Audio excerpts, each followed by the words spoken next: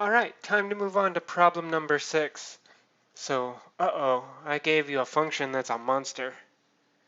But actually, I would claim this problem is one of the easier ones because I'm only making you set it up instead of doing an integral.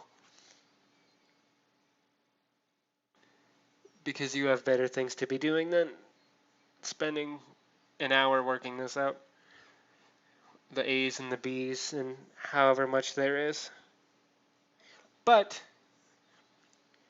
it's still a good problem to do. This is a good thing to set up because if you can set up this, then you can set up any partial fraction.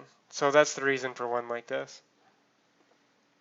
Okay, so f of x is equal to, and when I say just set up the partial fraction or give the partial fraction decomposition, I just mean say a over the first term or x's or whatever you need and do the first step of the partial fraction, but don't solve for any of the letters. That's what that means.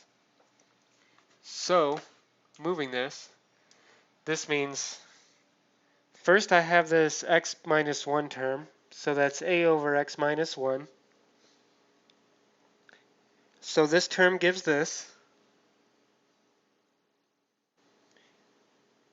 plus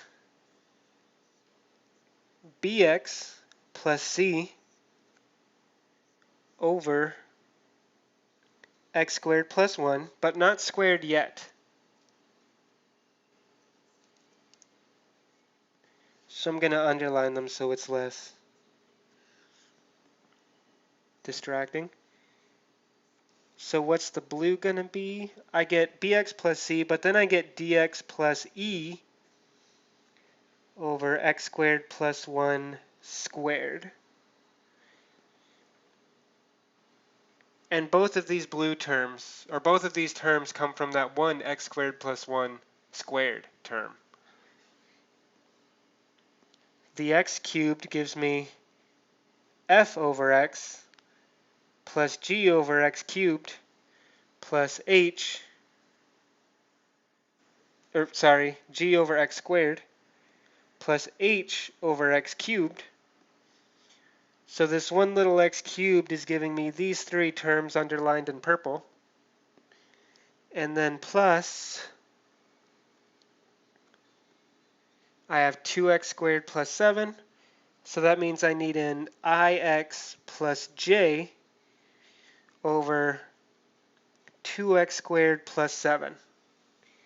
And that's all there is to it. That's the partial fraction decomposition. So even though this problem looks like it would be awful, and solving these for a and all these letters, there's 11 letters here. 5, 10, there's 10 letters here still. That would be a nightmare. But you just have to set it up. You don't actually have to solve it. So that's problem number 6.